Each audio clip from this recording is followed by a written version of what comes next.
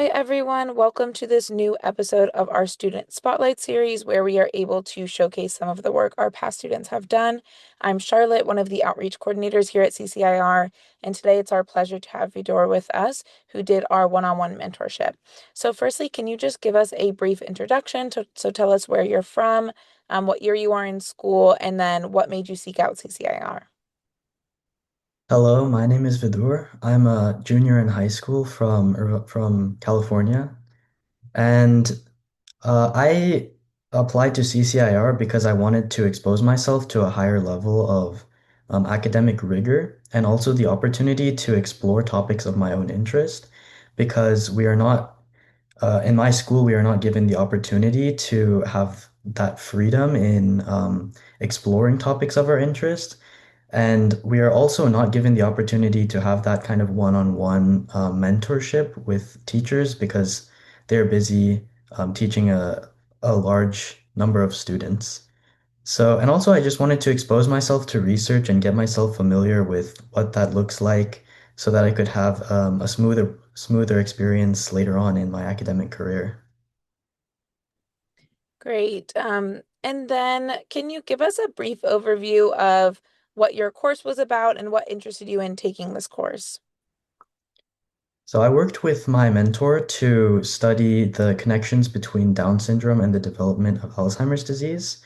I started having two separate interests, Alzheimer's disease, specifically, or in a broader sense, memory-oriented neurodegenerative diseases.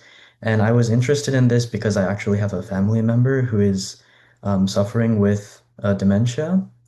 That was one of my interests, and the other was intellectual disabilities, because as someone who attends a public school, I have met quite a few individuals who have memory or like mental impairments. And I wanted to understand the mechanisms of both of these diseases. But my mentor actually gave me a surprising piece of information that two-thirds of individuals with Down syndrome actually develop Alzheimer's disease during their lifetime. And that actually connected both of my interests. So we were able to explore both of them in one program. That's very interesting. And it's one of the benefits of the one-on-one mentorship where it's a completely bespoke program. So you were really able to delve into this very, very niche topic and something that, we were able to find a way to work with your mentor to help you develop this topic that combines both of your interests. And you were saying that you had no idea of that fact before starting CCIR. Is that right? Yes, that's correct. I thought I would only get to explore one of the two. And that's Yeah. one of the benefits of CCIR because prior to this, I had reached out to a few professors in my area, but really the only opportunity there is to join what they were already doing. So this program gave me the opportunity to work on something that was completely my own interest, which was really an amazing experience. Yeah, definitely. And then in terms of kind of learning about dementia or Down syndrome, did you have experience with this in school before, or was this kind of your first formal learning experience? This was my first experience exposing myself to like neuroscience topics. I had done some independent studies of anatomy and physiology, but I hadn't gone super deep into neuroscience specifically, just basically the anatomy of like the nervous system and some basic properties. And so it was a bit difficult at first familiarizing myself with the literature because this is such a rigorous academic program, and it was also my first experience, but my mentor worked with me through that process and it was pretty smooth. Nice. And then now we'll discuss your research project in a little bit more detail. Firstly, can you walk us through your research methods and your process of collecting data and what that experience was like? So I conducted a review, and in this process, we first looked over about, I would say, 10 papers on Down syndrome, learning about that, and then constructing an overview about the mechanisms of Down syndrome, the way things like mouse models are used to test different aspects of the triplication of the 21st human chromosome, in using like DNA in mice that replicates certain functions of that, and also some of the specific genes that contribute to the most prominent mental aspects of Down syndrome. And after that, we looked at Alzheimer's disease in a in a very similar way, looking at papers purely on Alzheimer's disease, specific genes that lead to things like neurodegeneration, also mouse models and maybe some non-genetic pathological components as well. And finally, we looked at the similar pathways and similar genes that caused pathology in both of these and constructed an overview of that as well. And then finally, looked at some biomarkers that could be used to potentially track the development of these pathological signs, and that was basically how we went about that. Interesting. And what was the process like for you? Was this, I know you said this was kind of your first formal introduction to neuroscience. What was the process of analyzing the data, and what was that experience like? Essentially, my mentor assigned a few papers each week, and I would look at those. And then in our next meeting, we would go over what I read. And in the beginning, we would work together to write up like a summary or a compilation of that information. But as the program went on, I became more independent, and the mentor, Dr. Hanan, gave me some papers and just and told me, and he helped me formulate questions so that I could find answers to those questions through the papers and then add on to my paper in a way that was meaningful given those. He gave me papers in a very methodical manner in terms of like developing my understanding, because since I had not had much background knowledge on this topic, it was important for me to also develop an understanding of this, and I think that process really helped. Yeah. Yeah, definitely. And I think being able to read a lot of the research papers out there definitely helps in the future when you're writing your own, and it gives you a sense of what to look out for and, tips to be able to structure your own paper well. And then briefly, can you walk us through any interesting findings of your paper, or maybe kind of what you think were the most important takeaways? As I mentioned earlier, I had looked into this topic on my own briefly, and I had found certain contributing factors to Alzheimer's, like the development of amyloid plaques and neurofibrillary tangles. And I really expected these to be like the primary things that we would end up looking at. But as I read more and more papers, I found that there were actually several components, things including neuroinflammation, oxidative stress, things like cerebrovascular angiopathy, and actually, I think this Dr. Hanan told me that in neuroscience in general, there are a lot of overlapping pathways, which is which tends to be the reason why there are a lot of ethical restraints on neuroscience, because testing one thing might impact several others.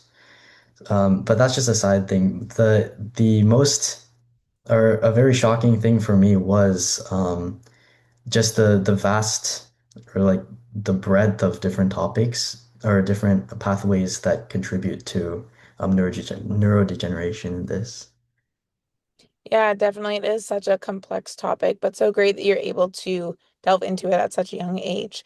And then my last question about your specific research paper, have you started the publication process at all? Have you worked with our publication team? And if so, what's that process been like? Yes, so my mentor and I put together a manuscript, and when I reached out to CCIR asking for a few journals I could submit to, they linked some of those, and then each journal has their own format for the paper. So using those formats, which are pretty easy to follow, I edited my own paper and then sent that to CCIR's editing team. And very quickly, they gave me a response with everything that would need to be changed. in terms of the formatting, and it wasn't difficult at all to apply their edits. And then I was able to submit my paper. Yeah, That's great, and good luck with hearing back from them. thank So you. now we're going to jump into discussing just your general experience with CCIR. So firstly, can you tell us what your experience was like in the program doing a high-level research project like this as a high school student? I think the learning curve was definitely steep, and although this was my first research experience, um, Dr. Hanan agreed to work with me twice a week, and I think it really taught me that if I put in the time and really do a diligent job of looking at the papers and extracting the relevant information and really putting in a lot of effort, I received like strong results from that.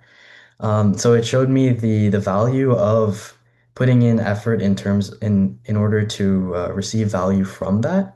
And I think I also developed really strong time management skills because it took a lot of time to work through multiple like 30-page long papers, especially since I had not been familiar with any of the terminology. And I really had to space the work out and tackle it throughout the week in order to finish on time. But despite having worked with the professor multiple times a week, I was able to get through it just by putting in that effort. That's great. Yeah, it can be quite intensive for sure. And then what was your experience like with the mentor themselves, being able to have this one-on-one experience where your voice is really the driver for what you're learning? What was that experience like for you? First of all, my mentor was very patient because as someone who hadn't been exposed like to this topic, it took quite a while for me to develop those skills and all of that knowledge on the topic. So I essentially went from not knowing most of the abbreviations because those can get a bit difficult, to where the mentor was able to give me papers and just I could kind of go off of those. But as for the mentor specifically, each meeting he would like walk through what I had done, and then we really discussed what I read about, and he asked me questions to challenge my own understanding and make sure that I really knew what I was reading rather than just regurgitating what I had read onto the paper. And through this, he helped me uh, really understand the nuances in some of the papers because I might have read a few papers and tried and come up with some understanding, but it could be partially off. I think at first I made a lot of statements about things being causal, but he corrected me again and again that things are not always definite like that. And I think that was one of the strongest re things to keep in mind from this program, not just in this topic, but in research in general.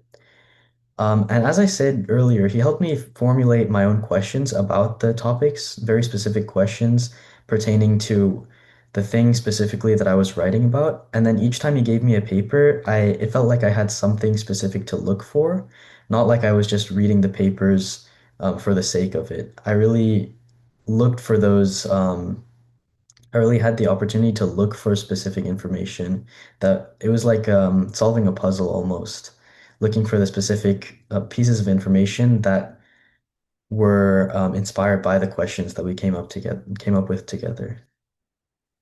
Yeah, I think that's really great, especially what you were mentioning before, being able to really um encapsulate correlation does not equal causation. Again, at such a young age and as an early researcher is so important and will really help you in university if you choose to pursue this.